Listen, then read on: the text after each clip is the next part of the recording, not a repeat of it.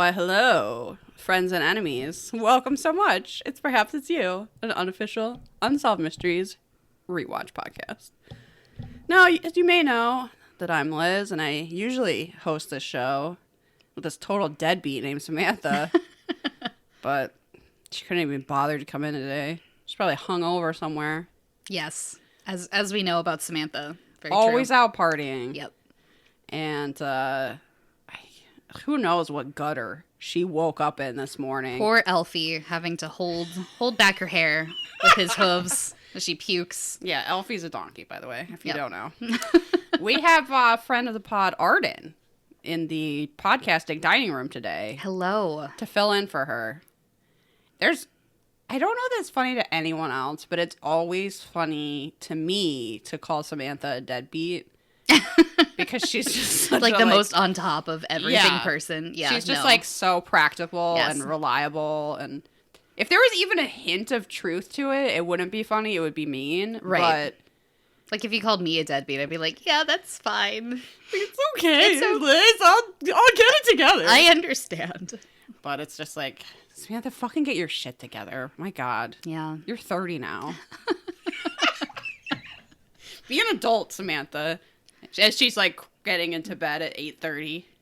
Oh, I also wanted to take this moment to clear something up for the five, that I'm not actually like a 5-year-old child, as is alluded to many times on the podcast when I'm not around to protect myself. I don't think I pretend you're 5 per se.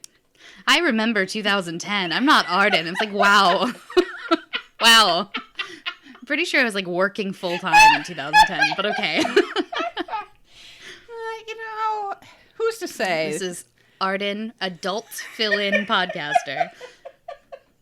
Adult woman. if you say so. Yeah.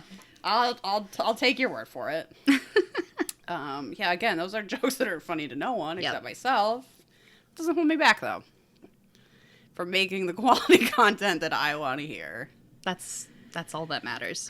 It really is. It really is. If only Samantha could have joined us, that would have been nice. Wow. I don't know how Alfie does it. Yeah. That poor donkey has to put up with a lot. For a miniature donkey, has a massive load of baggage to deal with. Just to carry around in a little cart. Oh, that would be so cute. It would be really cute. You're showing up at the airport with a donkey pulling your luggage in a little cart. Note to Samantha. Yeah, we need a cart. I forgot to make a flower crown in the spring for Alfie to wear and then eat. That's so cute. Next spring equinox, we should have a ceremonial donkey flower extravaganza. Can we put up a maypole somehow? Yes, we'll make it happen. And dance around it? Yeah. And drink that midsummer hallucinogen dandelion drink or whatever that was? Since I have the witch planner now, I'm actually much better on staying on top of when the equinox is. So I think we can accomplish this. We just had a lovely fall equinox. Yeah, I made a big dinner and I had a bonfire and it was and I actually remembered it this year. So not just like day of, like whoops. Oh yeah. Worst witch. Me. That's what I always say. Yeah, that's why I don't live in the witch district. I'm not allowed. Wow. You have to fill out an application. That's not true. It's a very welcoming environment. We welcome all. Yes. All right, I have a couple updates before we get started today. One is that this podcast somehow was briefly the number 2 TV and film podcast in Sri Lanka. Ooh. How? Why? I also don't know. But if you are in Sri Lanka listening to this podcast, goddamn, I would like to hear from you. perhapsitsyoupodcast@gmail.com. Let us know. How did you find this podcast? Did you watch Unsolved Mysteries? It kind of blows my mind that people so far away in a place I have never been to would be sitting around learning about Samantha's donkey Elfie. Hearing about the witch district in Minneapolis. Yeah. Last time I checked, we were down to number 44. But That's even still that! baffling. Why? But we were just number 2. accept your success. We were number 2. Thank you, Sri Lanka. Yeah. Thanks for your fans. Thanks for listening. I don't even know what to say. It's pretty cool. Humbling. Do I think that somehow it's an error? Yes, I do. But it's unchartable. It's the thing everything goes by. And we've been on there for a while now. In Sri Lanka going up and down. So I mean, it seems like if it is an error, it's happening a lot. So is it just one person that listens to our show a lot? Well, Maybe. if that's true, thank you to them. You know, you're extra appreciated. Yeah. Let us know who you are. Kind listener. Out there somewhere. Over so many oceans. Okay. Update number 2 is that there's a soft deadline for zine submissions, October 15th. So if you're working on something for the next issue of the zine, try to wrap it up, send it in. perhapsitsyoupodcast@gmail.com. We've had some very good submissions already. I think it's going to be a great issue of the zine. Particularly if you like cross-stitch. There will be 2 cross-stitch patterns. Wow. I know. It's amazing. Fascinating. But if you have any artwork, if you've written anything, we had Rob from Our Strange Skies write a thing about how everybody's sick of hearing about Roswell. That's going to be in there. Our resident history nerd, Rochelle, is writing something. Our resident librarian, Megan, is going to write something. So, I don't know, if you have a poem or a paper doll you want to draw up. I'm a deadbeat and did not submit to this one, so you better... Wow. So Arden did write an entire booklet of cocktail recipes for us. I've actually not announced this on the podcast. I'll announce it right now. We will eventually, once I figure out how I want to do the layout and such, to be worthy of this great content, we will have an entire booklet of podcast-inspired cocktail recipes to be called This Podcast is Dangerous. All the recipes are going to be written by Arden. Well, they're done. Yes. I just need to make this stupid book. Yeah. That's all we're waiting on. So that will be forthcoming in the future. We'll look forward to that. Themed, perhaps it's you themed cocktails, both from references to the show and also the hosts and various banter. You're gonna like it. Yeah. Will we have to have a book release party that's just us making cocktails?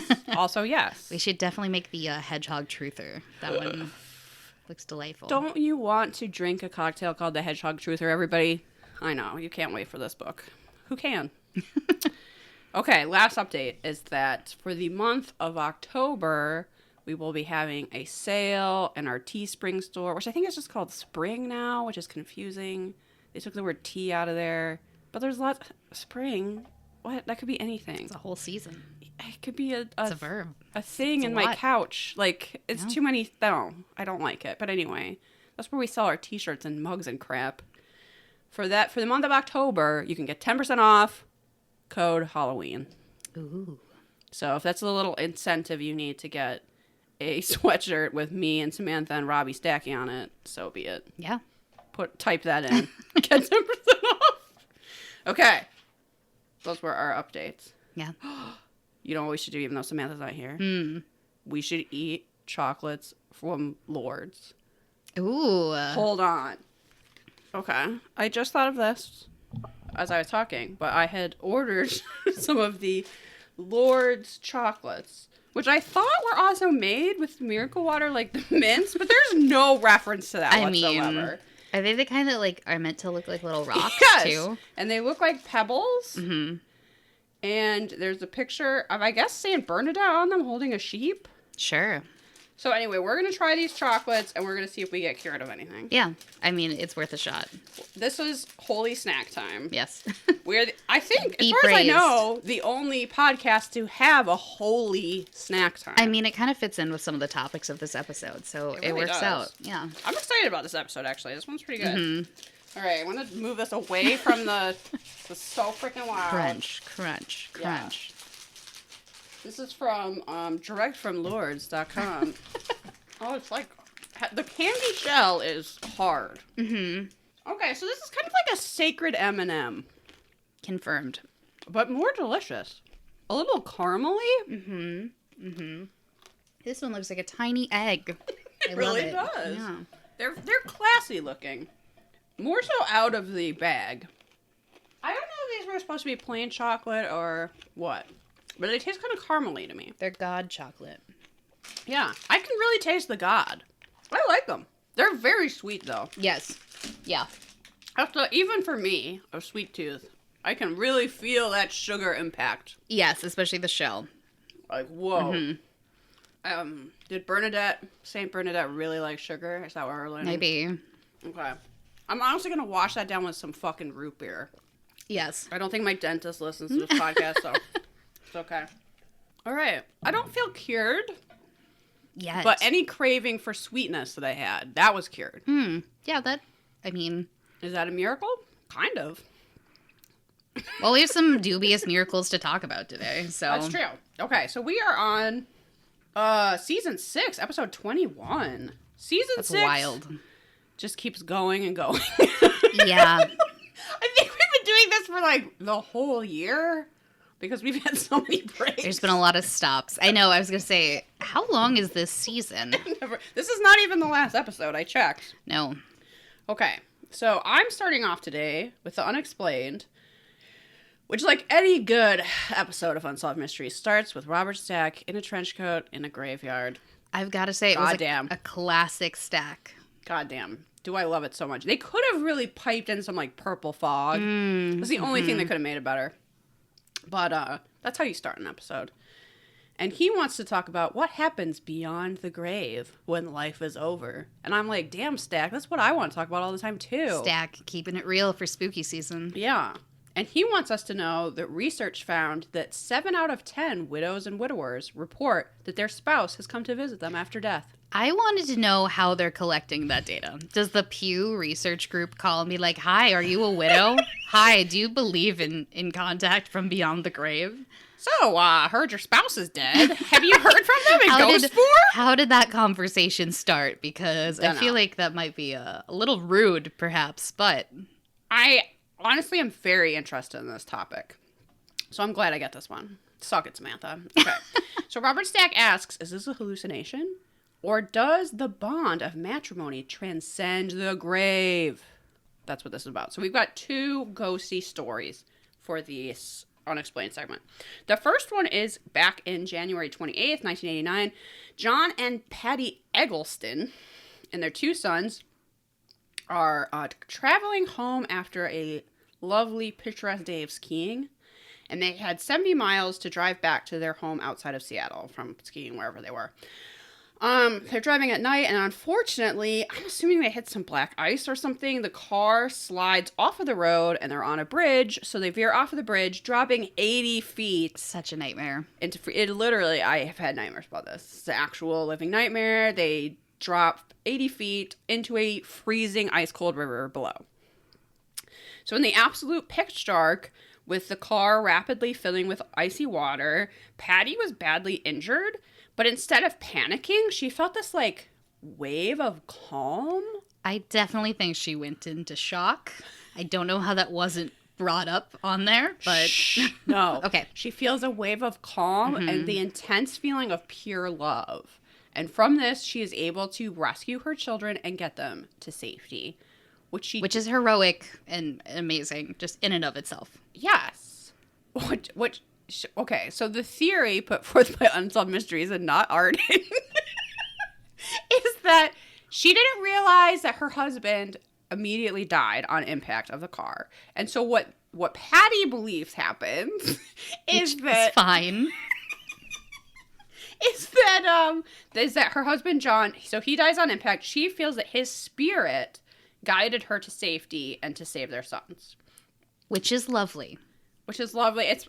I mean, who's to say what's true? Who is to say? Who's to say? They were also aided by a brave passerby who dove into the river to help. I feel like God, that person should have been talked to or something. Made into a statue, perhaps. Yeah, given some medals. Like in the middle of the night, you dive into ice cold black water to save strangers. That is so heroic. Yeah, but that's just like a passing mention. Yeah. Oh, there was also that guy, but mostly the ghost. Mostly it was a ghost. The true hero.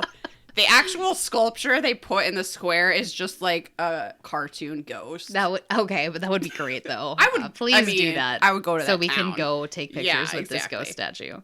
So later, after Patty's home from the hospital, she sensed John's spirits again. She was woken up from a sound sleep to the feeling that John had just been there. And she describes it as that she could feel and smell him as if he had just been in the bed. Which I know what she's talking about. And honestly, that's a little bit creepy. Ghost smells. Yeah, that's it's like she rolled over and like it was like her husband had just like gotten up to go to the bathroom or something. Like he was like right there. Especially when you sleep in the same bed as someone all the time. Like you, even if they're not moving, like you can just like feel that they're there. Around. Yeah. So, okay, so that was one instance. Eventually, her story gets back to Seattle physician Melvin Morse, who has documented hundreds of after-death visits. So he's been researching these experiences, and he believes that they are real, and he bases this on the fact that they have an actual impact on patients' grieving process, and that they have these extreme emotional reactions to them. So he cites that as proof that they're as real as, quote, as any other human experience. I wrote that down too. I thought that was really well put. The experience is at least as real as any other experience. And I'm like, that is true. If it's having a real impact on you, who is to say that's not a real experience? And I feel like this is really... I actually had a very similar... a very similar experience to some of the stuff that Patty describes. And it is really common. Like, so many people, specifically, like... The skeptical answer is that you're dreaming, right? But specifically, when you're not quite asleep yet is when most people say that this happens. And I had a very similar experience with my grandmother. That it was like she was sitting right next to me. Yeah. Like, it wasn't a dream. It wasn't like fantastic or weird. It was just like she was like on the edge of the bed just talking to me normally. Like, as clear as I hear Liz right now. How old were you when that happened? Like late teens. Okay. Yeah. So I wasn't a little kid either. Like, yeah, because I think I've talked about this on the podcast before, but I've had a very similar experience with my grandmother, but I was probably 9. Yeah. So it's like my mom has told me about it and how like I was like elated that this had happened. Yeah. But I don't really remember it that well myself. And it's always that tricky thing of like every time you rethink about a memory, it changes. Like, yeah. Also, so I once talked to someone that worked at a hospice, and she said that's super common, that people have these, and it's often someone sitting on the bed, that someone who's just passed away is sitting on the bed, and you are able to like communicate with them, and that you feel this sort of relief afterwards. Mm-hmm. And I was kind of like, oh, well, I guess, I must have just dreamt it or whatever, and it's this process of grieving. But I sort of look at it now like maybe maybe people are describing the same thing. Like, that's just different language to explain the same sort of experience. And whether you're saying, like, this guy isn't necessarily arguing that ghosts are real. No. He is arguing the experience, what people are experiencing as real. Yes. And that's the important part. I do think ghosts are real. I don't necessarily think that this is at least always ghosts. I think both can be true. Like, I feel like some people are just very strong, like, one way or another. Either everything is ghosts or nothing is ghosts. I don't see why there can't be a combination of, like, yeah, there might be ghosts, but not every experience is necessarily ghosts. You know, I started off this podcast, I think, saying I was agnostic about ghosts. And just, open to the idea, but not... I do not believe those children were saved by a ghost. But I do believe I have literally seen ghosts. I can feel both ways. Yeah. This podcast has definitely made me more open-minded as we go on. Whereas I'm just like, sure, why not? Who knows? Yeah. Who knows the mysteries of life? So this goes on where Patty is at one point reading on the couch, and she just looks up and sees John. He's just sitting there. Yeah, apparently it progresses, which I thought was interesting. Yeah, and he doesn't talk, but he's able to communicate with her, kind of like telepathy. And he's like, oh, it seems like our son so-and-so is doing so much better. And she's like, yeah, me too. And they just like have a conversation about child rearing. Yeah. And he's like consoling her and encouraging her that she'll be able to parent on her own because she's so scared about doing it herself.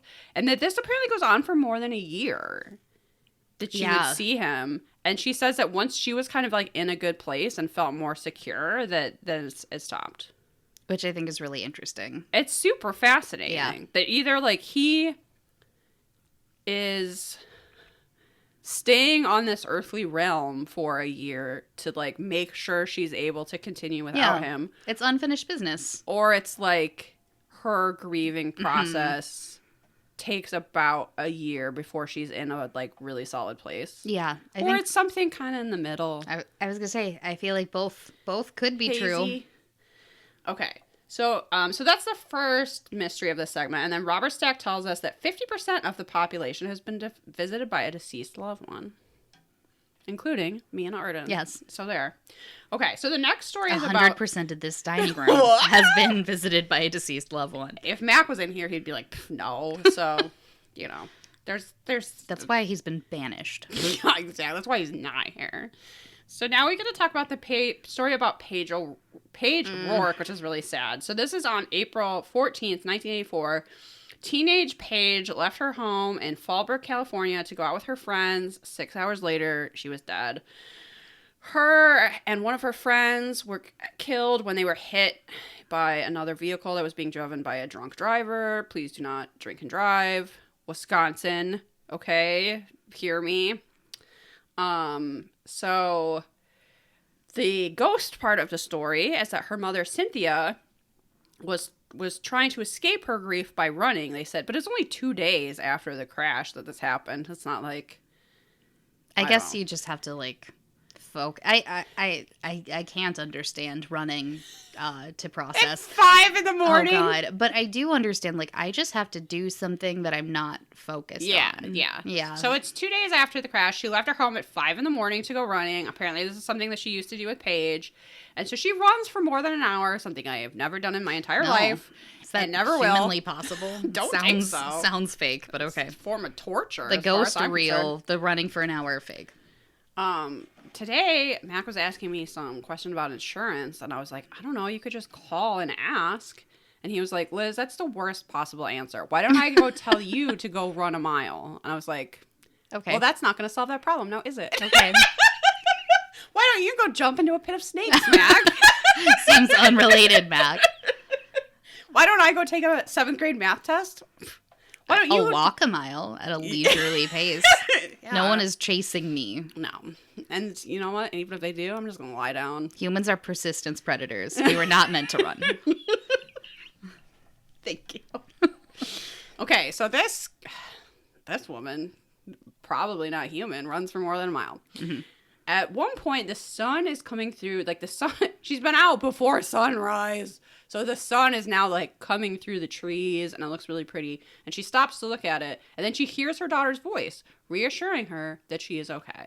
I thought this one was interesting that she was, like, outside and fully awake, which kind of makes this experience different from the ones we were previously talking about, which I feel like in bed is much more common to hear about this. Also, this one has a more specifically religious connotation because she's like, Mom, I'm with the Lord now. Like, that's part of the reason that she's okay. And I'd be like, well, you also, like, didn't get to live your life because you died as a teenager, but have fun with the Lord. I'm glad she got some solace. They show the photo of the car crash in the episode, and it is rough. I was like, oh, yeah, I did not consent to see that mangled car even. Like, yeah, it's not great.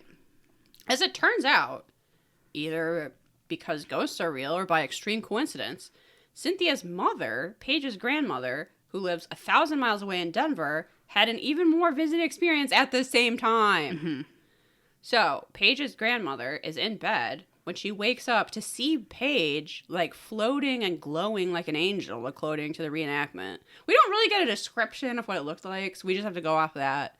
It just looks like a teenage girl standing there with beams of light shining out of her. Well, it's like all those like religious paintings where Jesus is kind of just like hanging out, floating in the sky. It looks a lot like that. Yeah, but it's like if you sit up in bed and you're like, what? My dead loved one, and then your dead loved one is just like kind of floating in the hall with light shining out of them. Like, it's cool, Grandma. Yeah. Everything's okay. I'm okay. And also, I'm taking care of your mom, my great grandma now. We hang out in heaven. And Grandma's just like, all right, I guess. Yeah. I mean, that brought her some relief. I'm happy this family was able to find some solace, I guess. After such a fucking horrible thing. I do. there is a skeptical part of me that thinks that, like, maybe both of these experiences happened and then their brains kind of, like, mushed it into one, like, more concise incident. Yeah. But who also, knows? it's just so common that, Yes. like, yeah, these happen at the same time. It's 2 days after this girl died. Mm-hmm. Yeah, you probably haven't been sleeping well either. Like, your brain is scrambling to, Yes. like, survive this terrible loss. Well, now we hear from a guy, I think he was a psychologist. I don't even know. This guy, Barry Burstein, he had a mustache that I called the wet blanket. He's just there to go, ghosts aren't real. Yeah. That's his only purpose. Okay, Berenstein Bears. Rude. Yeah, he just shows up and he's like, look, I feel bad for these people, and they clearly thought they experienced something. They're not lying, but ghosts aren't real. And that's why he's the wet blanket. Yeah. And he just has a pretty big mustache for his face, There's honestly. a lot of mustaches in this episode, but no, like, good mustaches. No, they're there, but they're not, they're kind of But not. should they be? They're not really noteworthy. Okay. Oh, yeah. So he was a psychologist. He doesn't think these are real experiences, blah, blah, blah. He thinks that this is that nothing has happened outside the theater of their own mind, which almost isn't different than what the other guy is saying. No. It's kind of just the spin you put on it. Yeah. Yeah, I don't think that needs to be necessarily different, you know? But I think this guy is just kind of a party pooper. But They wanted to have, like, the believer and the skeptic, but Yeah. I almost sort of feel like they're saying the same thing. yeah. It's just one of them is like, this is worth studying, and the other guy's like, it's kind of not. Yeah, especially, like, the believer isn't someone coming at you with, like, I don't know, like, from their crystal shop. It's like, no, Right. this is all real. Like, he seems very even-keeled and, like, reasonable, and, like, we should look at this as potentially just a mental phenomenon, or it could be ghosts. Let's figure it out. Like, he's not... Right. Yeah, I thought that the skeptic was not really necessary I for would be this kind episode. of interested in that guy's research because, yeah, like, He seems cool. even if there are no ghosts, these incidents seem to really help people with their grieving process. So there's something there worth studying, surely. Yeah. And I don't know, we don't get to judge these people's experiences, right? They had them. Yeah. I agree with this. It's dude. real to them. They're not lying. Yeah. So, and I wasn't there, so who knows? Robert Stack says, perhaps we will never know the answer. Perhaps it does not matter. And I have to say, agree. And then he quotes Albert Einstein, and I don't know if this is a real quote or one of those things But people it is just cool. people just attribute to Einstein, but he said, perhaps the greatest experience we can have is the mysterious. I was like, it's amazing that's not the catchphrase for the whole show. Seems very Yes. on the nose. Which I was like, well, I'm going to have to put that on some t-shirts, I Right? guess. Yeah. It has perhaps in it and everything. I thought that segment was great. Yeah. And No. I have to say, we don't know. It probably doesn't really matter. They were cool ghost stories. Yes. All right. Now, Arden is going to talk about another unexplained. Yes. Yeah, I feel like hitting hard. And there's some kind of beyond the grave elements to this one, too. Yes. A little less classically, but it is interesting. So it opens in 1957 to people gathering for this, like, huge funeral at a cathedral. And it turns out a priest has died. But instead of being, they talk about, like, instead of being, like, a cardinal or someone with, like, a lot of clout, it was just a humble priest, Father Solanus, who was, we find out, was a priest, started from pretty, like, humble beginnings, but really spoke to people. And there's a question of, was he giving them courage, or was he maybe a faith healer, or, like, actually, you know, Have healing power. Yeah, so it goes... I have some of my own opinions on that, but, you know, he, at the very least, seems like a very nice man. He was at least a good listener. Yes. Which yeah, is hard to find. which is a power in and of itself. And if he could also cure people, that's pretty cool. Yeah. So I was a little confused at first because we're like, okay, 1957, he's dead. And it's like, now skip forward to the 80s and he healed someone. And I was like, wait, what? Yeah. It's a little indirect, but we get to David Whitcop, who has a mustache that I hate. Oh, Thank yeah. you. Yeah. Yeah, see the scribble? Oh, yes, it's very accurate. Very accurate says scribble. Gray, bristly, David. This mustache is called Prayer Guy, apparently. Wow. It's amazing. I know, I'm just... The words just flow out. The muses Liz visit is an me. artist, And everyone. Yeah. Yeah. Prayer Guy. It did look very, very prickly. Like, very well. I would not kiss that mouth. I can't say it's unkempt. He clearly, like... But the hair is... Okay, the hair is too thick for that length. Mm-hmm. And it creates almost like a shelf of mustache. Like, you know, like a push broom? Yes! Yeah. It's going to bump up on your face if you kiss that mouth. Well, if you had any crumbs, like maybe you had a snack and then went to kiss your husband, like maybe... You could just, like, brush him off you. It's like in... You probably never saw this movie, The Brave Little Toaster. Yes, but... I did. Again, adult woman. Doesn't mean you saw The Brave Little Toaster. Yes, I did because I was alive. It's kind of a crap consuming movie. media. But, you know, all the kitchen things are alive. And I think there was like a dustpan broom. Yeah, That's and he him. lives on that guy's mouth. Yes, that's my point. Yes. Anyway, yes, so we agree that mustache is terrible. Yeah. Terrible. The prayer guy. But, so his wife found out that she either had breast cancer or at least there was a lump that was undetermined. So they were going to go into surgery to do a biopsy on it and make sure that they either could get it out immediately or determine if it was cancer. I just want to note that it was not determined. It's not like she had cancer for sure. Yeah, they didn't even know. They did not know yet. I think that's important to the story, and they kind of gloss over that. Because it takes out the miracle part. If you go, this is a blur on an 80s X-ray. Yes. And then they, okay, whatever. Go ahead. So they're at the hospital. They're preparing her for surgery, and they see a painting of Father Solanus in like the hospital. Prayer room. There's like a little chapel for people to go in and pray.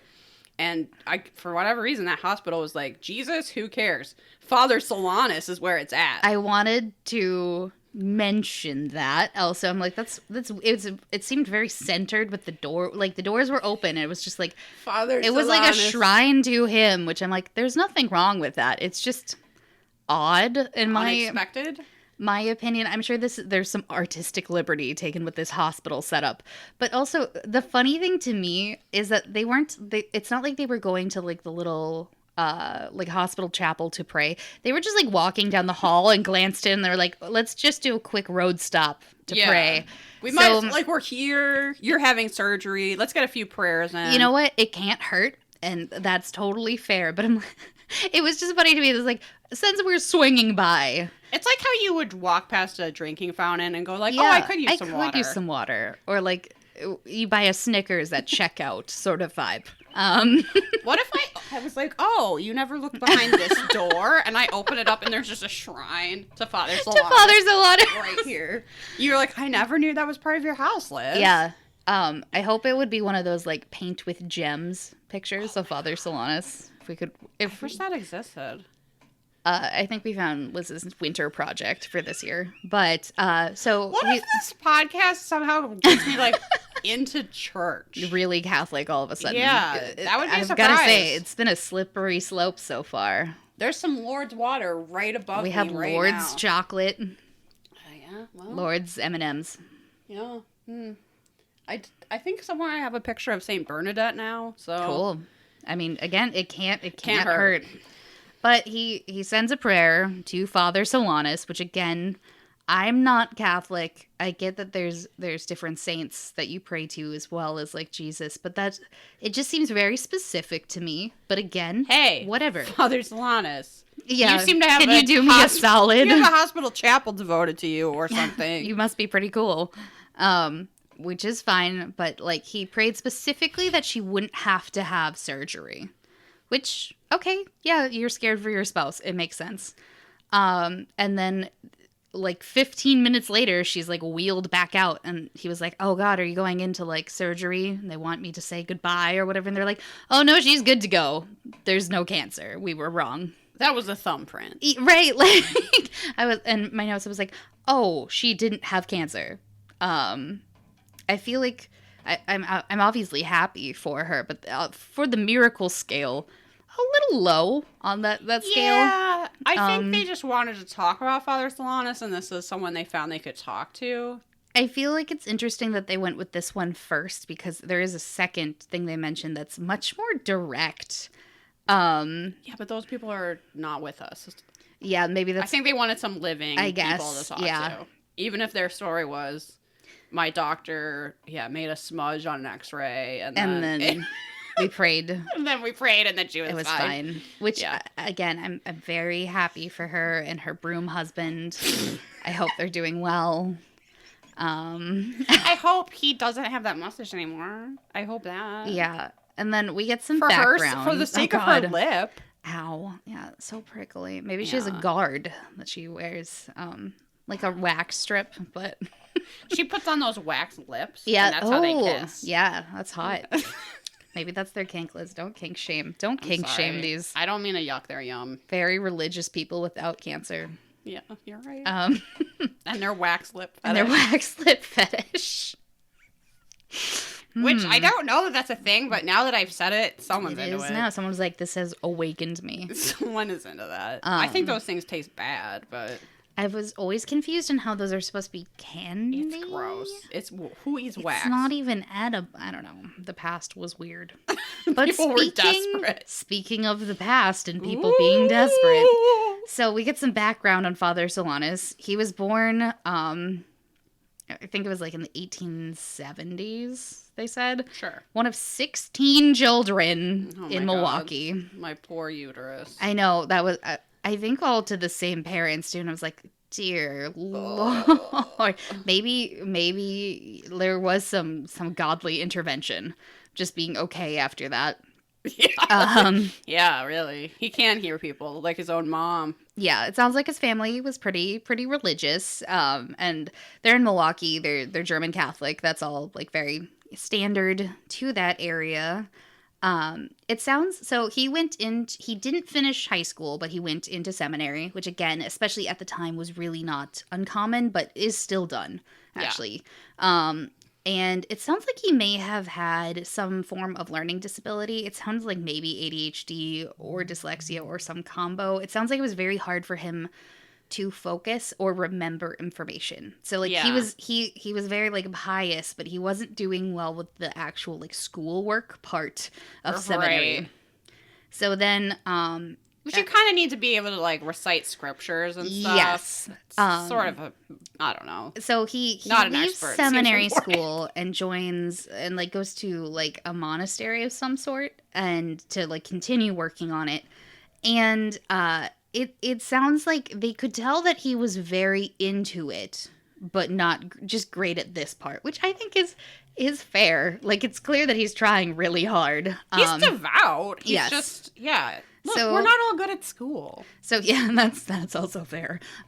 So he was ordained, but he was ordained like kind of like a baby steps version. He wasn't allowed to take confession or to preach. I found it weird that he wasn't allowed to take confession. That part. Isn't that mostly just listening? Yeah, and he was great at that. So that was weird to me. But he wasn't allowed to do the important priest stuff. All I could think of is Star Wars for this. I was like, we're going to make you a member of the council, but we do not grant you the title of master.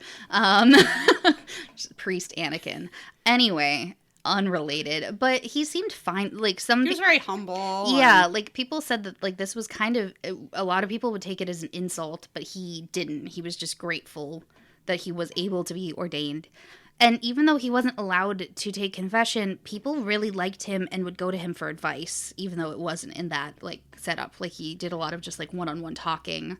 People would just come to the church and he would be there as a greeter or whatever, but then people would want to talk to him. Yes. So it does sound like he was just a really good listener, and that can be so important, especially it's really valuable when you don't necessarily like have someone else doing that for you in your life. So that's great. And then it goes into another family story.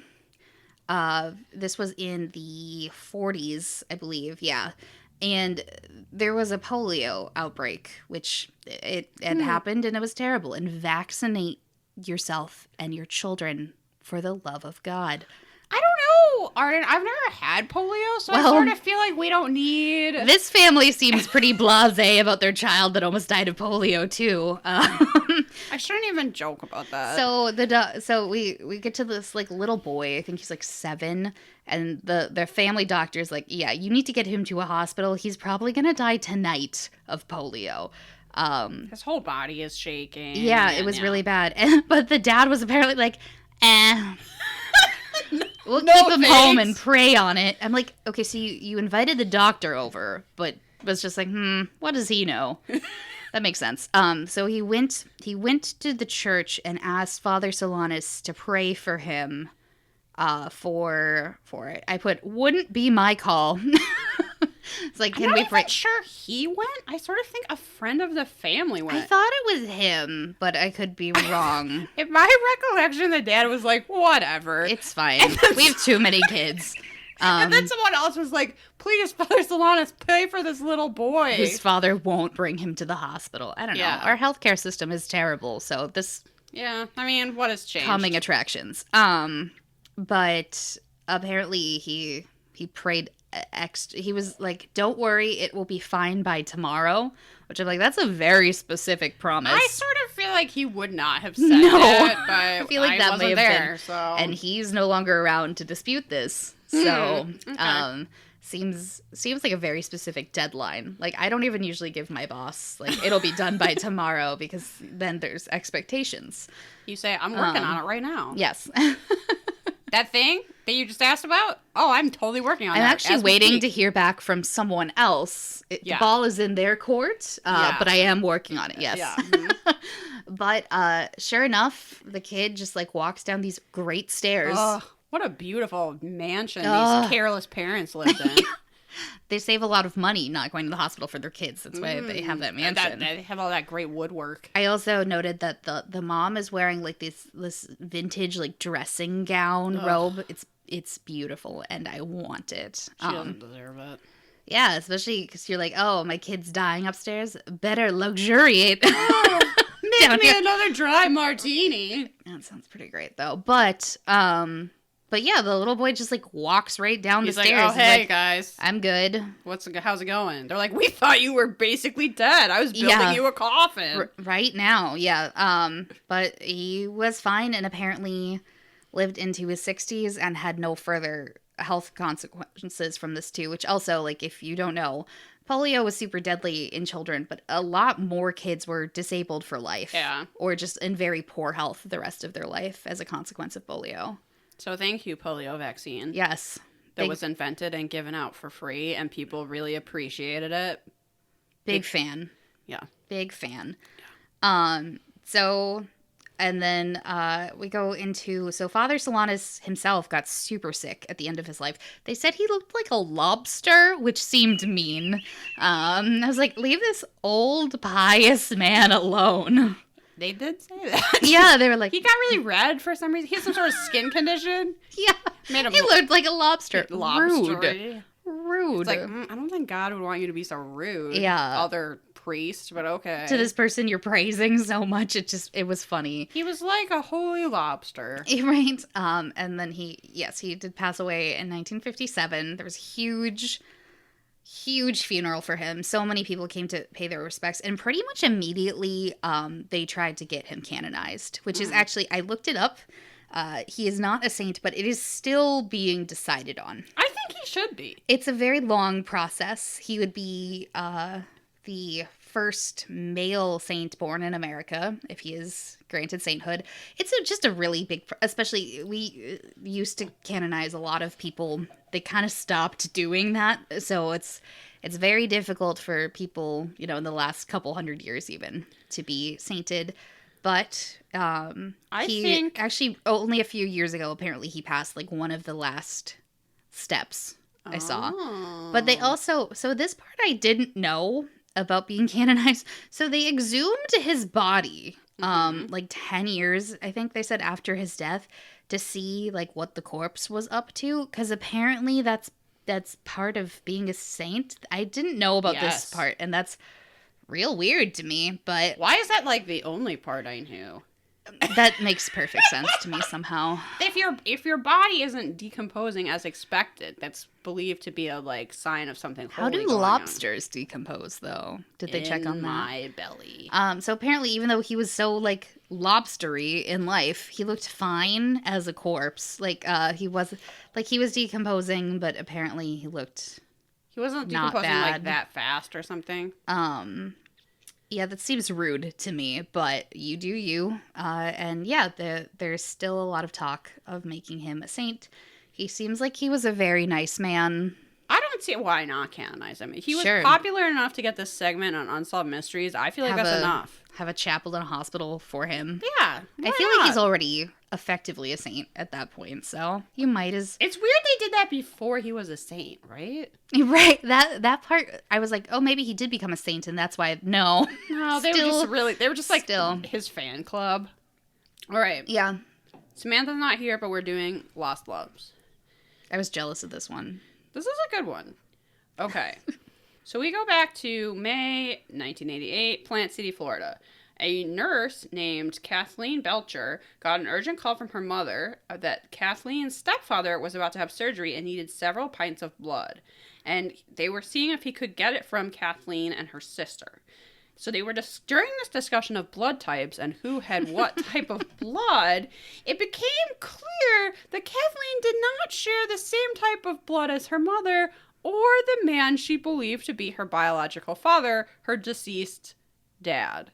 Her mom was real suspicious on this call. Yeah. It's like, I don't know how blood works. I need to go. Bye. Yeah. Where she was like... What are you, a cop? She was like, oh, Mom, I thought you had the same blood type as me. And I don't remember what it was, like A or whatever. And she was like, oh, no, I have this blood type. And then she was like, oh, well, it must have been Dad who had it. But Dad was like, oh. And Kathleen's mom should have stopped talking. Like, oh, yeah, it was. Goodbye. Goodbye. You'll never know. He's dead. But she was like, no, he had O. And she's like, well, that's have to have impossible. Yeah. The same blood type as one of you. And she was just like, I don't know about these things, and they're the devil's work, and I have to go. She got real defensive. She got really defensive fast. And then hung up. And Kathleen was like, I guess my dad is not really my dad. It's like, something is amiss here. Yeah. So this had been accidentally revealed to her that the man she believed to be her biological father actually wasn't, and that her mother Marion had kept this secret for nearly 40 years before accidentally spilling the beans. And being real sus about it. Yeah. We find out that at the end of World War II, she had made an agonizing decision. So Bud Terry was the man that Kathleen had known as her father growing up. He had married her mother before the war, but apparently after coming back from service, like so many people, really was not the same. And she said that he was a really great guy when they got married, but by the time he got back, not so much. So one of the issues was that he had a very serious gambling problem. So in 1945, they gave birth to Kathleen's older sister. In 1984, Bud re-enlisted in the military, hoping that the discipline would sort of straighten him out, but... Did you just say 1984? Oh, I might have. Yeah, in 1984, he re-enlisted. Otherwise known as 1948. Okay, so he is like, look, I can't stop gambling all of our money away. Maybe if I go to the military, that'll straighten me out. But I don't think that works, ever. Well, it didn't work this time. No, because he, immediately goes AWOL, and no one knows where he is. He straight up just disappeared. For months. And after a couple months... This guy's parents so funny to supposedly encourage Kathleen's mom, Marion, to start dating again because they knew their deadbeat son was not coming back. So funny. I was like, wait, his parents? Wow. According to her. Maybe he always sucked and they knew about that. Or maybe they saw him come back from the war and they were like, this guy is no longer a catch. So, or maybe she's just lying. I don't know. Maybe. So supposedly, here's Kathleen's mom. She has a young kid. Her husband, who's gambled away all of their money, has now just straight up taken off and nobody knows where he is. As of the 40s, and being a single mom is still not great, but was extra not great at the time. So after a couple months, his parents were like, honey, it's really time to get back out there. Put on your best bra. And right. So they wanted her to meet the bartender at their country club or something. This guy named Chet. And I'm going to want to say Chuck because his last name is Norris, but it's Chet Norris, not Chuck Norris. Okay. So they become fast friends, and she actually is so smitten with him that she wanted to officially divorce Bud and marry Chet. Their friendship quickly blossomed, is how Yeah. that was phrased. It was like, is that what we're calling it these Hubba days? hubba, yes. All right. So they start thinking about a future together. He's gonna, like, help raise the kid. He, I think, stops being a bartender and gets a, like, more practical... He seems like a great guy. Family man job. Yeah, he seemed really nice. We hear nothing negative about Chet. However, about 6 months into this relationship, Bud is arrested by military authorities, and it turned out he had just been straight up living with another woman in Indianapolis. Super chill. Thanks for nothing, Bud. So Miriam is completely uninterested in going back to Bud. And she sort of correlates this with, she was like, look, I let down my guard or something and I got pregnant. I wrote this down because this was such a great quote. She said, I guess I lost my cool and got pregnant. I'm like, is that? I don't think that's how it works. That's how. Look, I would be sex education really could be improved in this country. I get that. I feel like she's a little embarrassed by this. Yeah, she's on national TV. I get it, but just like the way she phrases some of these things are hilarious to me. It's like, what's blood? Cool. I lost my cool and got pregnant. Our friendship just blossomed. What are you? Why are you grilling me? It's like. You came on this show to talk about this, lady. But no, I lost my cool and got pregnant is so funny to me. Well, it happens, you know? And there was no plan B. Nope. So she ends up pregnant with Chet's baby. Which I also think part of the complication here is that, at least according to the reenactment, Chet didn't think he could have kids. Yeah, possibly because of polio. So I don't know that they were being like super careful. Right. Because he didn't think he was going to be knocking anybody up. Yep. So then she's like, look, Chet, I've got something to tell you. I don't know that it's good news, but I'm pregnant. And he's like, what? I can't have kids. And she's like, I don't know what to tell you. I lost my cool. Well, whether or not you can have kids, I'm having your baby. And Chet apparently was like, great. Let's get married. I wanted to marry you anyway. Let's go get married right now. And she's like, well, okay, I'm still technically married to this total deadbeat, Bud. And he was like, whatever, divorce him. How hard can that be? Right. Which I feel like actually hard because it's the 40s, even though he's like walked off and been with some other woman. I feel like, Chad is just, he's been wanting to marry her anyway. I know. He's been like basically already being a stepdad to her like existing daughter, and now she's pregnant with his biological child. He's like, no, we just need to get this done. Right. You know, like, and I think too, in his mind, he's clearly been terrible. It shouldn't be necessarily as hard. And it shouldn't be. No. But, So, Miriam goes to see Bud in jail specifically to ask for a divorce. But he won't go for it, and it's kind of like, look, I know I've been bad, but you have to take me back. He threatens her, effectively, to, like, keep their older daughter. Right. She gets concerned about custody of her older daughter if she does go forward with divorcing Bud, and we see this bad reenactment of her telling Bud, like, look, I don't think she wanted to tell him this, but I'm actually pregnant with this other man's baby, so you should just divorce me, let me marry him, and I'll go off and have the baby. Right. It doesn't seem like you wanted to be part of this family anyway. Yeah, you're a deadbeat. Let me be with someone that's actually going to be like a family with me. Mm-hmm. So we get to see Bud turn around and like punch the wall. No, he was supposed to be like bashing his head into the wall. Ooh. Is how she described it. I was like, wow, I'm sure that really helped your issues. Like, this man is definitely a great father. Yeah. I can't wait to keep him around. Okay. So Miriam has to go tell Chet that she's actually going to stay with Bud. So to make things a little bit easier on him, she lies and she says she was wrong and she's not actually pregnant. However, Chet is, obviously not thrilled. He thought he was going to be spending the rest of his life with Miriam and his now daughters. It's so unfortunate. And I think they really were in love. I don't know. So anyway, she tells him that she's going back to Bud, and Chet, the last thing that Chet ever says to her is that she's going to have a life of misery. Just you wait and see. Which is rough, but also, like, that would be really hard. Like, you go from, like, oh, I have a fiance and a baby on the way, to, like, she's leaving me for her terrible, not even ex-husband, I guess, but... Yeah, the guy who left her for some other woman, and is always gambling all their money away. Whose family showed up and was like, this is a lost cause. You start dating his own parents were like, you should see this bartender, Chet. Oh, so, okay, that's literally the last. I wonder if that made for some really awkward Christmases. With your in-laws who, like, set you up while their son was I'm guessing that never came up. I really hope so. I bet he never asked how she met Chet, and the parents just declined to bring. That's a really good point. I just thought about that. I'm like, hey, honey, you know how you just AWOL'd and we didn't think you were ever coming back? We definitely told your wife to just like immediately meet this bartender. Oh my God. So funny. Hilarious. Okay. Who looks a lot like your daughter, come to think of it. Yeah, come to think of it. Does anyone in your family have a nose or ears? What's her blood type?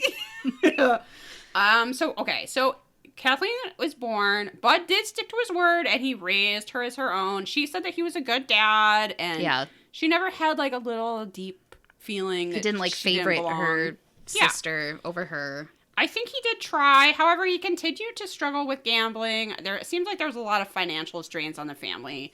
And in 1969, they did finally divorce. Miriam remarried in 1974, and it was around that time that Bud committed suicide.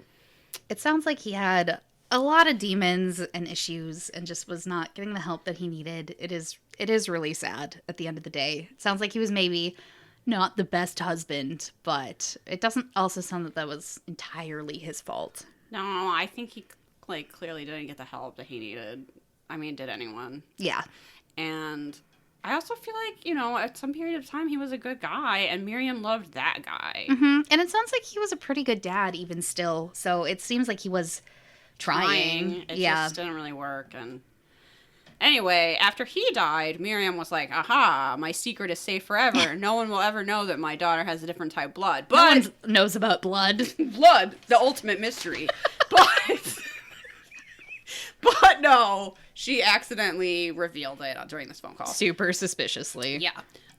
So Kathleen spends, at the time the segment was made, 6 years searching for Chet. But guess what? No Chet. He literally just vanishes. I don't understand. We have a photo of him. We know where he worked. Is that his real name? Like, that's maybe the only thing. Went by, Chet kind of doesn't sound like a name. It does sound fake in general. What is that even short for something? Chester? I'm going to look that up. Chesterfield couch? I'm going to look that up. That's a great question. Because what kind of name is Chet? Chet. It's like when I figured out that Peggy was short for Margaret. And I was like, excuse me? But then I was like, what did I think it was short for? Pegasus? Like... I guess that's short for Charles. Huh. That's even weirder. But it can't... But also, people are just named Chet. Yeah. I guess. English origin, meaning fortress or walled town. Okay. Who wouldn't want to name their kid after a walled town? I think I'm going to just name a kid Fortress. Fortress? Skip the middleman. I mean, if you're going to name a kid Arson, might as well name a kid Fortress. Oh, God, Arson. So there's no update. Yeah, which is sad. I was really excited. I was like, this is going to be so cute, and then it wasn't. I mean, at least she was, like, longing for this idea that she would, like, look at Chet and see this family resemblance, but she did have a good dad. Yeah, like, she was like, I don't, like, there's nothing really missing in my life. I never had an inkling. Although she did say that, like, now that I think about it, I don't really look like any of our family, and now that makes sense. Right. She seems pretty chill about this, I guess. Yeah. I can understand why she would want to know him, particularly since her mother loved him so much. Yeah. But wasn't meant to be, I guess. No one knows about blood. Goodbye. I don't want to talk about this anymore. Okay, so we are still recording, so now you can talk about your fourth real downer of a wanted mystery. I was almost hoping that we just wouldn't have to talk about this. And I'm going to put my notebook way over here because I feel like it somehow hit stop before. Okay, yeah, so we are going to talk about the Interstate 70 killer. Oh, yeah, because I had said, what if they just hadn't built that interstate? This could have all been avoided. Yes, that's the reason why. Cursed interstate. That's how these things work. That would be way more fun. Could you imagine if we were just talking about a haunted interstate right now? Oh, if Can only. I make up a different segment that sounds better? No, we can't. That would be rude to these murder victims, so... that died the most senseless deaths imaginable. So we open up to Robert Stack just, like, in a police station. He's just broken. I think he's probably trying to find his own parking tickets and throw them away. That checks out. Do they give tickets to yachts? Yeah, Might have some yachting tickets. They must do something if you like go to a harbor. You don't the have Coast Guard ticket you. What's the thing called? Your docks. We're clearly not rich enough. We do not know He these goes to the thing and he hasn't rented the space at the dock and he just parks his gold-plated yacht there. Yes. There has to be some sort of fine or... I don't know. He's in there throwing all those slips away, so no one knows. Seems to have worked well for him. And he's telling us about a series of senseless crimes that are thought to be by the same person who is still wanted. So there's very little details except for some pretty questionable sketches of this suspect. It's depressing. And yeah, that is where we begin. So through several states in the Midwest, I don't know if I would classify all of these states as Midwest. Midwest to West, Western states. To Robert Stack, they're all flyover states, yes. And they're all the same to him. Yeah, along Interstate 70, hence the moniker, there's been a series of seemingly random robbery-related but strange murders. Yeah. So, and there's 4 of women that are in 3 states, almost back to back, like not even a few weeks apart. All of them were shot in their place of work, and then all of them, like there wasn't a lot of other reason. So, the first victim is named Robin. She is shot while working. It seems to be a robbery gone wrong, but there doesn't seem to be any real reason. She was the only person working. There was no surveillance. Know what happened? Right. Yeah. But then, like on the other side of the state, Patricia Smith and Patricia Majors, who were working at a bridal shop. And I was also like, is this guy just murdering people named Patricia? Yeah. So, which that would be a weird MO. That would be at least that would make slightly more sense, I guess, than this.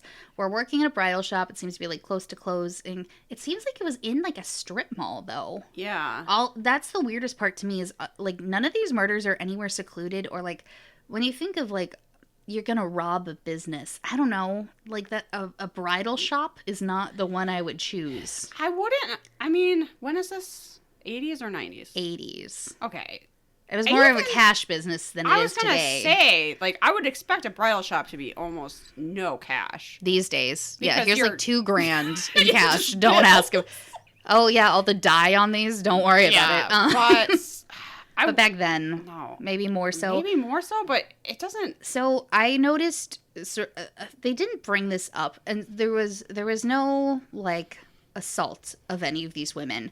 However, it is almost exclusively women with one exception, and I feel like this killer may have been... Also, like, you don't need to murder everyone you're robbing. Most robberies do not involve murder.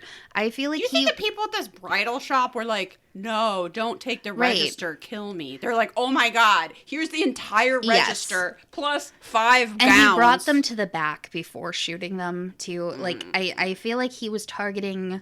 businesses that were more likely to have women working alone. And I think that was definitely part of it because it was really senseless. His face was not, there are some like brief witnesses and his face was not covered during any of these crimes.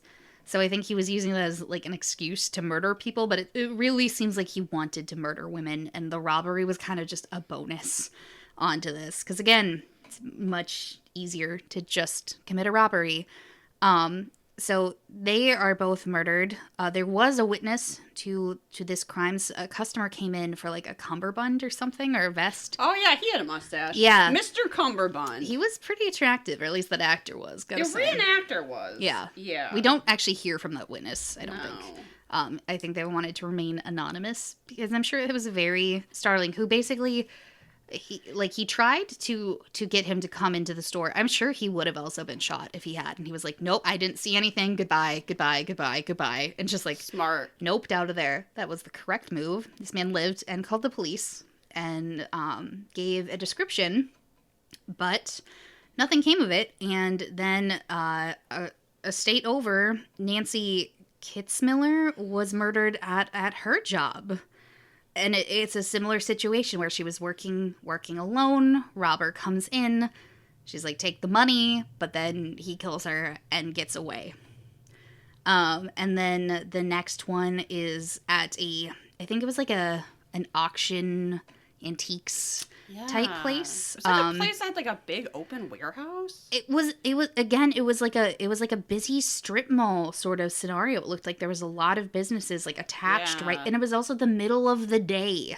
Yeah. And several people saw the killer enter, but didn't really think much of it. Just like noticed, oh, there's a stranger. It sounds like this might have been like a kind of a small town. Stranger would be more noticeable. Yeah, because people are literally like, I saw a guy I didn't know out the window. Like, to them, that's noteworthy. That's noteworthy. Well, I'm glad it is. Not that much came of it, but yeah, they hear like some popping noise and they go to look, and Sarah Blessing had been killed, and he had like already. Someone saw him going up like a hill back to the interstate and just took off. He's also like wearing a suit or something. Yeah, he's like, Tim. Yeah, he's like kind of well dressed, but at the same time, but like a well dressed white dude just going places. Like you might notice him, but like I think he did a good job of.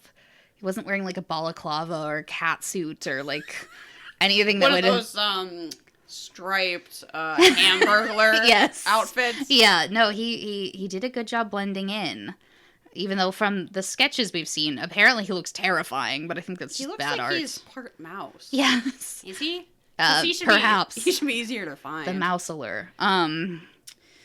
But Tim, if you want the rights to the title, the mouseler, you have to give Arden 15%. Okay, yes. That you can make that into whatever you can want. Contact me at my intellectual property, the mouseler, a red-headed mouse that murders women for no reason. I don't know why you want to adapt that into a cartoon. No, but they can use the title for anything. That's true. You just created the word mouseler. And that is worth 15% of the profits, I would say. Yeah, no, fair. Yeah. Go ahead. At MPLS_mermaid at Instagram. DMs are open. Do not be a creep. Anyway, so we talked to Tim, who's a witness to that, who has a mustache. It also didn't seem very noteworthy. I called it something really boring. I knew, as I was writing it down, I went, Arden is going to be disappointed in this name. So let's see. Can we call it the mouseler? Yeah, it's called the mouseler now. Because you know what I wrote down? Blonde witness. Wow. Worst. Wow. I never cease to be amazed by your creative prowess, Liz. And after I gave you the mouseler, wow, disappointing. I'm sorry, 5. Just gotta carry this episode, I guess. First Samantha being a deadbeat, now Liz shirking her duties. Writing things down like blonde witness. Blonde witness. Acting as if that's clever. Yep. There was one male victim, Michael McCown. I think they didn't originally connect him to the crimes because the MO is different. He was murdered in a ceramic store, which again, weird business. Yeah. It seems like maybe he was even more wrong place, wrong time. But all of these are really random. They're all like strange businesses to rob. They're all like a single or two people. It's thought that the second Patricia Majors, may have surprised him in the bridal shop killing because she was in the back. He might have thought there was just one person because every other killing seems to only been one. But I don't know. Maybe it was. He's like, oh, there's stores with like one person working. There's 2 people working by them. There's 2 women working by themselves. Now I get to murder 2 women. They're both named Patricia. This is perfect. Who knows? It seems Michael really stands out. Every other woman, it looks like they were all like white women under 40 working alone. It seems like a pretty specific MO, and then just Michael's kind of in there. Please don't kill me at work. Yeah. I don't want my last seconds at work. That's so sad. Work. I mean, I don't really want to be murdered at home either. No, but if I had to choose, that's a different plea. I will separately plea. Please don't murder me at work. I just think I'm going to blanket. I would like to not be murdered. But at work. Yeah, it's extra sad. There was a decent amount of evidence from the bridal shop. Again, because he was interrupted by that customer, I think it was a little less clean. They found a shell casing. Mr. Cumberbund. Mr. Cumberbund got a good look at him. There's multiple people who saw him, and yet This is still unsolved. He just gets to go around being half mouse, half person and killing people. There's another possible, it's unconnected because there's not much evidence, but there's another possible murder in Arlington, Texas that they think this guy also did, but it is to this day unsolved. Do you think he eventually picked a different interstate? Maybe. And that's why we haven't found him? Yeah, or maybe he died or something else happened. It seems weird that it just stops after like so many back to back.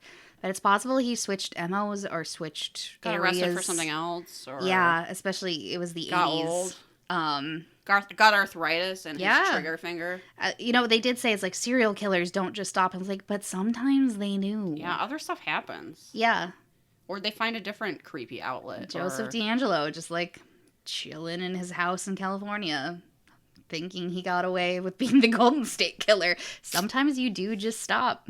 Yeah. So it is very disturbing to me that the Mouseler is potentially still out there. This case reminds me of there was a shooting in Elaine Bryant Oh, Jesus. in Tinley Park, Illinois in 2008, which was in the morning. It was in a strip mall. I extra hate this because I used to work for Lane Bryant. 5 people died, Oh, that's so sad. including the manager. Yeah, and most of those, they're generally like in strip malls or standalones. I was in like a mall, so. Well, Little I'm less- glad this guy did. They never caught that guy either. Ugh, I hate it. They thought it was a robbery gone wrong, but 5 people? Again, it's like, how bad are you at robbing people? I don't know. That's It what, kind of seems like you wanted to murder people. That's what happened with that infamous Brown's chicken murder. So many people got murdered at that. Yeah. And then that turned out to be a robbery gone wrong. And you're like, how? It does happen, I guess. How did it go that wrong? Maybe some people just aren't cut out to be robbers. Yeah, it's really true. Just unprofessional. Sloppy. God, please stick to robbing. Yeah. Jesus. Yeah. I was reading the most hilarious thread on Twitter the other day of times people like reasoned with someone trying to rob them. Like this guy was in England and this guy was trying to take his laptop and he was like, I have a lot of work on this laptop that I like really need. If you take it, I'm gonna have to try to fight you. And the guy was like, oh, fair enough, mate. And just like left. Went to rob something else. I mean, that's so British. One, I love it. It's so good. My mother once guilt tripped someone out of mugging her. I think this is a thing. Yeah. And we should all, if it applies to you, if you can be like, look, I am broke. If you take this identity, you have to keep it. Yeah, like You have to pay my bills. Like my mom was in her early 20s. I was a baby. She had just gotten done. She was waiting for a bus after working at Marshall Fields in heels all day in pantyhose in the middle of summer. She always stresses that it was like 80 plus degrees and she was wearing pantyhose and just done. And some dude, it was night, and some dude like comes out of like a dark corner, like, give me all your money, bitch. And she was like, no, you listen here. I have a baby. I've been working. I have blisters on my feet. Have you ever had your pantyhose stick to your own blood? I don't think so. I make minimum wage. How dare you? How dare you? And he was like, I'm so sorry. I love it. Like he just like apologized and like ran away. Yeah. I mean, try it. Sure, depending on your robber, give it a try. Yeah. Just be like, She look, did you not can get take robbed. these credit cards, but they're maxed out. So Right. good luck with that. Right. Yeah, like best of luck, pal. My mom used to carry these toy cars for my brother to play with at restaurants when he was little, and one of them was a police car, and when you squeezed it, like a little siren would go off. And my mom was on the bus, and a guy reached into her purse, and instead of grabbing her wallet, grabbed that car. The siren started going off, and he was literally caught with his hand in her purse. That's amazing. Yeah, it's pretty funny. Wow. Okay, so I'm glad we could lighten up that really, really horrible. You're welcome. Horrible ending. Yeah. That is where that episode ends, folks, with this unsolved interstate murderer. I hope he's dead in a ditch. Yeah, it ends really sad, but I will say this episode overall, pretty classic Unsolved Mysteries fare. Okay, let's rate it. So, oh no. Samantha usually says the categories. Okay. So, first up, we have what? Reenactments? Reenactments. They were pretty good. They're kind of They're unknowable. I'm going to say sideways. Not good or bad. Yeah. No real memories Yeah, of them. it's fine. Robert Stack. Robert Stack. He was class great. act. Yeah. In a cemetery. in a church, in a trench coat, in a talking police about station. how we can't judge people and life is full of mystery and that's what makes it great. No, excellent. Thumbs way up. Yes. Fashion? Most of it is pretty unremarkable, but there's some really good 40s fashion. Oh, and that's true. I also noted that Patty, who was the woman who saw her deceased husband, she had a cool robe at one point there too. were good robes. Good robes, episode. which Liz and I both. Okay, I like a big fancy robe fans. We are. Yes. We send each other lots of links of robes. If you're wondering what we're doing when we're not recording this podcast, it's going. Should I buy this really expensive robe? And me always being like, yes, you should. By all rights, we should both own about like 1,500 robes by now. Have a robe closet. Just like living on the street with a bunch of like Catherine Delish robes. What a life that would be. Okay, so I'm gonna say actually thumbs up just for the robes. Yeah, solid. Okay. Oh, mysteriousness. Mysteriousness. Pretty mysterious. A lot of this is unsolved or unsolvable. Yeah. I mean, is Father Solanus a miracle worker? Who's to say? Did those people see their deceased loved ones? Who's to say? Who knows? What happened to that interstate killer? What happened to that? Well, where's Chet? Chet. Chet, where are you? Yeah. Chet, come in. Chet. Anyone knows Chet? Please. Yeah, get him to write in. Yeah. Please. Chet, it's perhapsitsyoupodcast, gmail.com. God. Throw us a lifeline here, I would Chet. say it's pretty mysterious. It's not always like we're happy it's mysterious, right? No. But like it's pretty mysterious. The mysterious factor, I feel like, thumbs up. Mm-hmm. So how would you rate this? 5 Robert Stacks being the best, 0 Robert Stacks being Alcatraz. I feel like this has to be a solid like 3.5 to 4. I agree completely. Yeah. I don't know that any of these are like such a standout one on their alone. Yeah, but the combination episode, really works well. And there weren't any like really long like updates or anything. No. Update free. Yeah. And even though we had to hear about Bud going to war, was that really part of the segment? No. Yeah, they really held war back. Stuff. Robert Stack doesn't whack. I think it's because he wasn't a great guy. If he was like a war hero, Robert Stack, he would have been like, oh, the tides of war. Here's 500 pictures of him in military uniform standing by flags. Did you know about the world wars? I'm about to tell you. Wait, there were 2? Tell me more. Wild. Rochelle is like cringing right now. But Rochelle's crying a little bit. I mean, pretending I don't know there's been 2 world wars. It's okay, Rochelle. I know the truth. We love you, Rochelle. I know that Hitler had those sharks. I know so much about it. Yeah. Okay, we love you, Rochelle. So yeah, I would even maybe say 4. Yeah. I think 4 is there's nothing I like hated about this episode except that Interstate 70 killer isn't caught, but that's not the episode's fault. Yeah, that's true. It might be those police sketch artists' fault. How did you have so many witnesses in that terrible sketches? They're real bad. Ugh. I really think a child could have done as well. I'm just hoping that guy, I don't know. But then when your child like draws that, you're like, do we need to think about therapy? You would absolutely bring your child to a child therapist. This is like, the mouseler, Mama.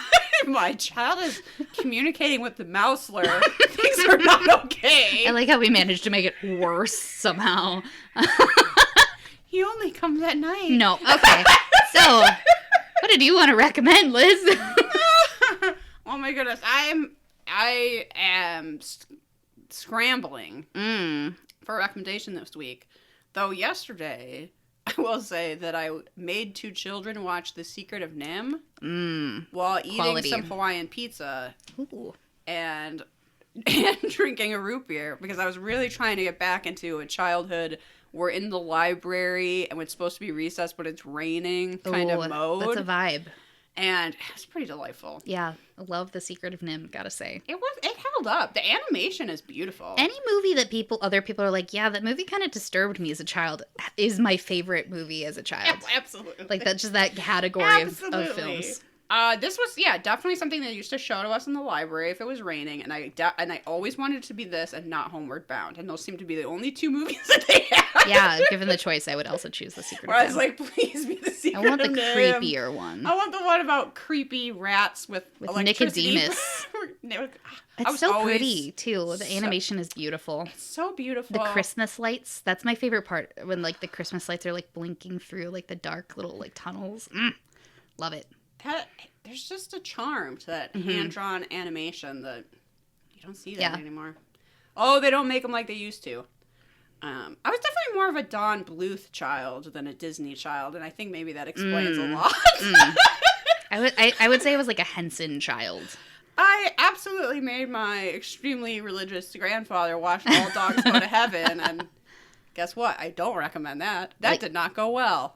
He was quite puzzled. That's hilarious. And slightly angry. I don't know why that's such a controversial take, I guess, but again... There's a lot of weird stuff in that movie. I'm not really sure why you make a movie for children about dogs dying with a gambling problem that are, like, running a mob racket. But you know what? I don't see why not. I thought it was interesting. So, okay, yeah. Force children to watch The Secret of NIMH. Yes. Also... I wanted to recommend that Ben & Jerry's now makes cookie dough you can eat. Oh, yeah. In the freezer section. Yeah. And they have the cinnamon roll one. Ooh. And I wish I could give you some, Arden, but I ate it all. I'm not shocked. Because my reaction to it is, where have you been all my life? You complete me. That sounds delightful. It's so good. Ben & Jerry's, please sponsor this podcast and send me free cookie dough. Yeah. Okay, that's my recommendation. Those are solid. Maybe you could make children watch The Secret of NIMH, order a Hawaiian pizza, and then eat that cookie dough. Yeah, that sounds great. Holy shit. Best night of your life. Yeah. Do you have a recommendation for us, my dear? I do. I had to think about what to recommend. I was like, what have I been even doing with my life lately? But I got a order in the mail, shocking, recently, and I thought I could recommend a company. Oh. So I really love and it's getting into like colder weather for a lot of us too. So I feel like this is a good like seasonal recommendation. So I have loved for several years now the company Snag Tights. Oh yeah. Mm-hmm. Big fan. And they actually just released their Halloween collection, which I got several of and I'm very excited about. They have a lot of different ones. I got ones that look like it has like skeleton legs like painted over your tights. And then I also got some that have little glittery stars and moons all over like black shears. I'm sorry, what? They're beautiful. They also have like ones with little pumpkins and little ghosts and spider webs. They're great. But just overall, I really recommend this company. They are truly inclusive sizing. Not like, oh, we have like a slightly less small person involved. We made one extra large. Yeah. Aren't you so impressed? They by the way, extra large fits a 12-year-old. And they're also very good not only with their actual sizing, but with their branding, with their photos they show online. I feel like it's very easy for most people to see, oh, that's how this will look on me. Yeah. Which I think is really good. I think they have like extra small through like I think about 4XL, and those sizes are very accurate. Which is great. So they also have like a pretty broad range. They also recently had a Care Bears collection. I saw that. Yeah. So they have some cute like limited collections, and then they also just have really standard ones. I have some of their they have wool tights, which I love for the winter because they're extra warm. It's like a sweater for your legs. Yes. So I got a new pair of those as well. But I thought that would be a fun recommendation going into colder weather, but also some Halloween fun. I actually recently ordered. I'm waiting for my order right now. Yeah, if you get regular, I will say, if you get standard shipping, it takes a while to get here. Because it's not coming from Scotland or something. Yeah, it's coming either from the UK or Australia. They have 2 bases there. I think they're working on setting up one here, but I definitely got the bat tights. Yeah, those are super cute. So I'll update people on how those are. And then I got just some green ones and some polka dotty ones. So, yeah, they have a lot of really fun stuff. And I feel like I've always really liked novelty tights, and for a long time they're like, oh, you're over a size 12? No, black only. Yeah, that's it. I got some really cute ones last Christmas that have like maybe like a gold metallic polka dots on them. They're very, very cute. But yeah, no, I've ordered from them a ton of times. I've liked everything I've gotten. Besides some kind of slow shipping. They do have faster shipping options if you want to pay for it. Obviously, I'm cheap. I picked with cheap shipping. Yes. I mean, no surprise there. All right. Wow. They really should pay me at this point. I've actually repped for them a lot on Instagram also. That's is how I feel every time we're doing these recommendations. I'm like, and I'm talking about polar water again. Why? Where's that? Where's that polar water money? But you know what? It means that people do really respect the recommendations. Yes, true. So Integrity. We have that going for us. We cannot sell out no matter how hard we try, but that means that we get the integrity. I suppose it's worth it. Well, somehow we made it through this episode without Samantha. It was a struggle. We don't even need her. Yeah, no, come back, Samantha. I'm gonna make her edit this, but, but we don't even need her. We love you, Samantha. Yes, come back to us, Samantha. We miss you. Okay. She's fine, everyone. Also, she just has a lot going on. She's not like dying. Yeah. She does not have COVID, I promise. She just didn't need one more thing to do. She needed a little break. Okay. This is a part that now I'm so sick of doing at the end. We're like, okay, we have the social media. Join our Facebook group. Be on Twitter. There's Instagram, Perhaps It's You. And there's a website, perhapsitsyoupodcast.com. And you should submit to the zine. It's perhapsitsyoupodcast@gmail.com. And you should sign up for our Patreon. This month, extra special episode, me and Mac talking about the 1991 movie Warlock. Didn't see that coming, did you? No one did, even us, until, we recorded it. So, there's that. You could listen. If you find $1 on the ground, you could send it to us. And also, we're going to have merch for sale for October. You could get 10% off. Halloween. That's good. And we'll have zines for sale. Hopefully in time for the holidays. Maybe, if I can get my shit together. If Samantha isn't a bad influence on me and I don't really drop the ball on that. And, God, 5 stars. Do Samantha a solid and hit that subscribe button so hard that your finger, you're like, ooh, do I have arthritis now? There's like kind of a twitch that wasn't there before. That's what I want. I want pain. And that's how we're going to end it. Arden's giving me a look. My dominatrix. I think this is unrelated. Dominatrix vibes come out. Yeah. I want your pain. Yeah. They should have to pay a lot more for that, but... You have to pay just for that soundbite. If you heard me just say that, you have to sign up for the Patreon. Now. Yep. That's how it works. That's the law. I heard that. Yeah. Someone told me it, so it's true. Okay. Thanks, everyone. Keep barking and keep cackling. Bye. Bye. Thank you. Oh, and also thank you, Arden. Do you want them to follow you anywhere, or do you want them to leave you alone? My Instagram is at mpls_mermaid. I'm not very active on it these days, but you can follow me there. I am pretty active in the Facebook groups, so you'll see it around. Yes. And if you write any poems to Arden, just try to keep them not so creepy. Arden's feeling burnt out on the affection of the internet lately, so it's a lot, folks. It's a lot. Whoa, this is so random, but when I watched that horrible Netflix reality show, Too Hot to Handle, where they put a bunch of people on an island and told them not to bang. Yeah, and then rude. They just didn't. It was very boring.